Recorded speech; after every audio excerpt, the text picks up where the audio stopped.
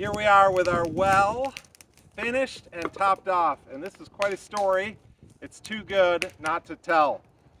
Back in the springtime, as recording this, it's November. It's in the mid 70s, so you wouldn't know it's November, but it's November, and in the springtime, we came up and we were looking for a well spot. I have a friend who does some dowsing, and I asked him to come up, and he spotted out kind of this general area over here, right in this section. He thought there was a couple of veins that were coming together. Well, as we were looking at plans, we moved some trees out. Then the well driller that we actually ended up with came, and he scouted out a spot just over closer to where the house would have been, but we ended up moving the house back, and that location became not available. So a lot of time passed before the well driller was able to get here, and in the interim of that, one day a couple guys from my church had come up. I was just finishing up some work, and they said, "We came to pray for your well." Now, I hadn't marked the spot out very carefully, but I had kind of the general idea. And that day those guys came and they put a orange stake right here in this spot. When the well driller came, he saw that there was a stake there, and he didn't go looking for anything else. He said this must be the spot. I was thinking we were going to get water somewhere in the 50 to 60 feet range. We're using a pounder, as you saw kind of in the intro here in this video. Well, we didn't hit it in 50, 60. We were 3 days in, going down. I'd come up each day, check at my lunchtime. Finally, after about a week, we hit water at 113 feet here, and we have a great vein of water. It's clear, it doesn't smell, and the flow is 10 plus gallons per minute with essentially unlimited water. So we're so excited. We're just praising God, thanking Him for leading and guiding this whole thing. It's a huge deal to have an abundant source of clean and clear water. Now, with all of that process, when they're pumping up and dumping it, we got this whole kind of river of dirt and clay, sand and clay, and that needs to get cleaned up. Our neighbors are happy that we've got water. They're not worried about it here. I'm going to come and bring it up here so that when we come and actually dig this trench out to get the well from here over to the house, we can kind of fill it in there, and we're got some more driveway mix that's going to come in and build things up. So let's see how to go about that.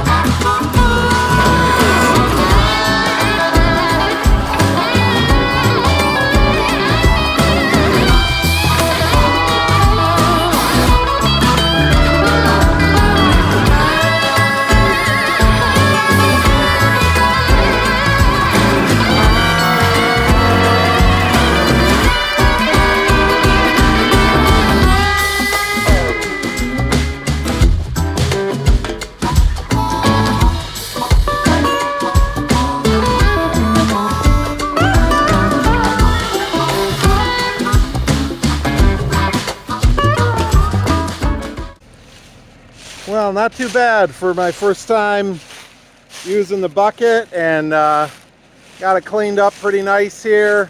Not perfect, but right on the edge. This field here, they hay it, but they don't come up into this part of it here.